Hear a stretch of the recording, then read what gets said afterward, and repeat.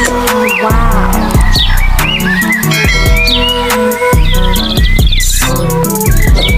Alright, so a blessed morning everyone. So today we are going to discuss about the Korean cooking methods. Okay, so let's get started. Alright, so ang cooking, ang tawag sa kanila sa cooking yuli. And then yung methods, 행동 양식. Okay?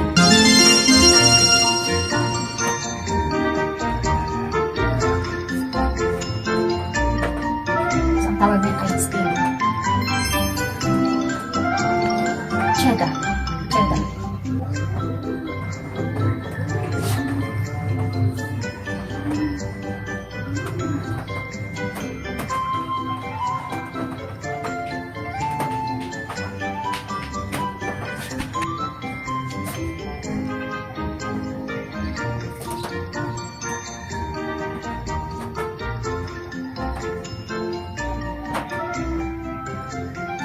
Boil.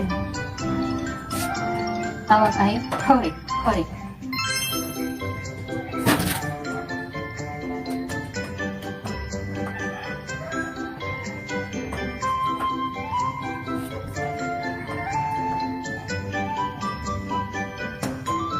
Boil. Ang tawag kettle.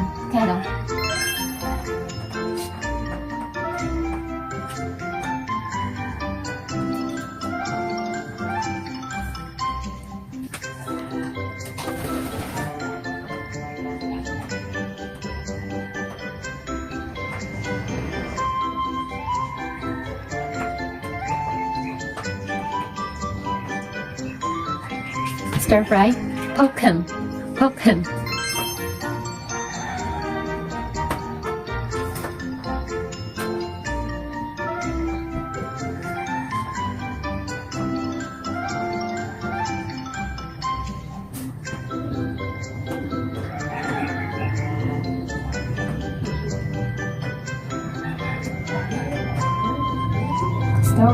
Soju.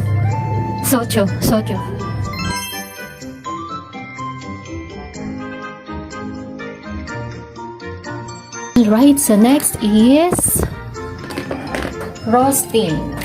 Ano tawag sa roasting sa Tagalog? Yung naglilitsyon. Okay.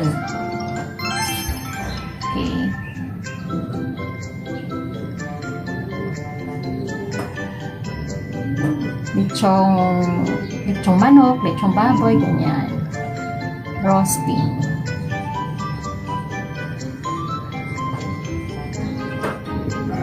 Tawag sa kanila ay roasting.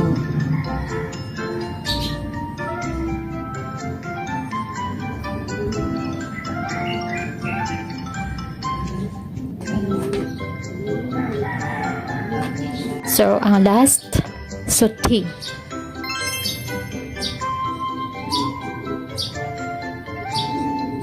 Yung pagigisa.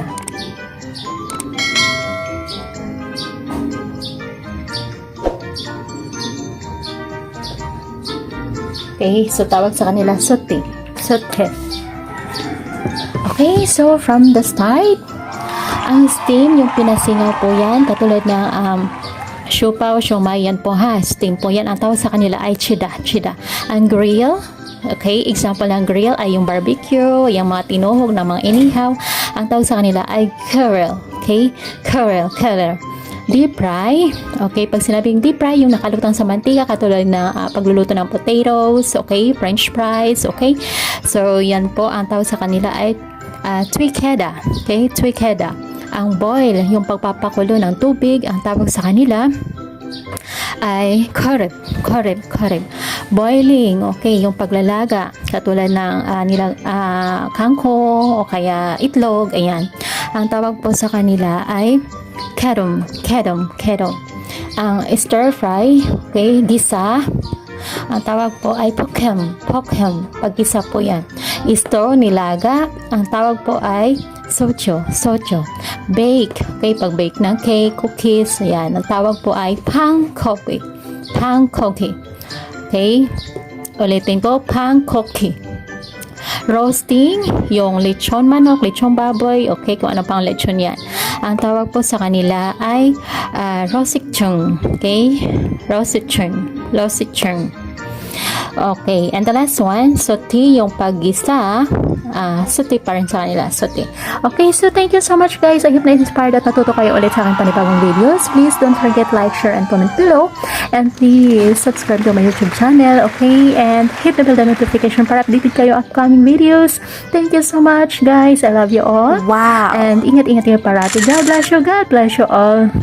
사랑해 everyone. 감사합니다. 고마워. Bye. 사랑해. Ingin menyapa tapi sayangnya kau ingin milikimu.